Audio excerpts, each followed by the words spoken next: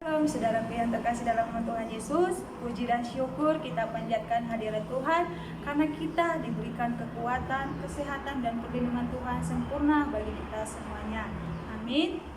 Baiklah saudaraku yang terkasih dalam nama Tuhan Yesus, saya akan menyampaikan kebenaran firman Tuhan bagi saya dan saudara yang berjudul tentang khotbah saya, berjaga-jaga dan waspadalah karena kedatangan Tuhan sudah semakin dekat, yang tertulis dalam kitab Matius 25 ayat 1 sampai yang ke-13.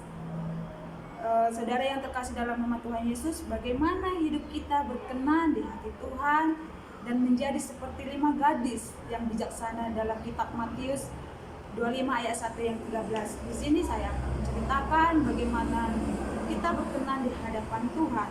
Apakah hidup kita sudah berkenan di hati Tuhan dan hubungan intim kita bagaimana dengan Tuhan? Saya mengajak saudara, ada 3 poin yang saya sampaikan bagi kita untuk menjalani hari-hari kita supaya kita mampu, supaya kita kuat menjalani hidup kita di tengah-tengah badai ini. Kita tahu sekarang penyakit COVID-19 melanda, supaya kita mampu, supaya Tuhan jauhkan, supaya Tuhan memberikan kita kesehatan, dijauhkan segala penyakit COVID-19 ini. Amin. Saudara yang terkasih dalam nama Tuhan Yesus, poin yang pertama adalah tentang pelita dan minyak.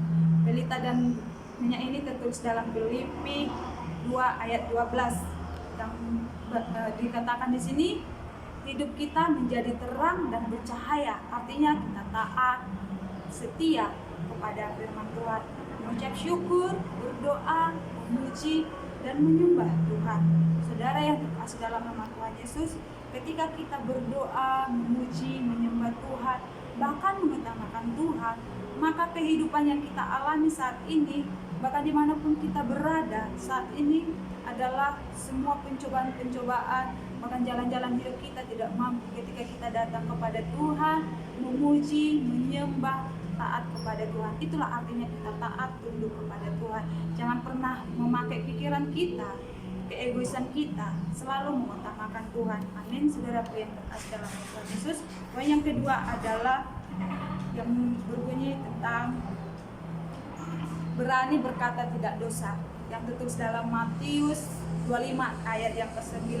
Firman Tuhan ini berkata tentang bagaimana berkata tidak dosa, artinya waspada dan berjaga-jaga. Arti waspada itu pikiran kita, perkataan kita, hati kita, bahkan kita membangun perkataan kita dengan teman, membangun iman. Contoh, kita berkata-kata yang manis, yang sedap didengar Tuhan. Bahkan ada firman Tuhan tertulis dalam buah roh Galatia 5 ayat 22 sampai yang 23. Buah roh itu harus tinggal dalam kehidupan kita, yaitu adalah penguasaan diri.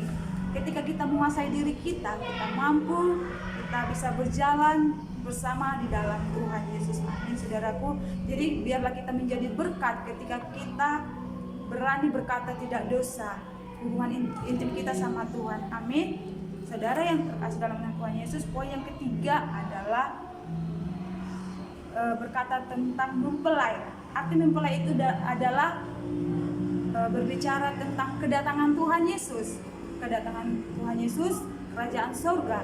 Arti mempelai itu mempersiapkan. Apa yang kita persiapkan? Seperti contoh seorang perkawinan gitu ya, kita mempersiapkan segala sesuatunya. Demikian juga kita di dalam Tuhan. Mempelai itu kedatangannya Tuhan.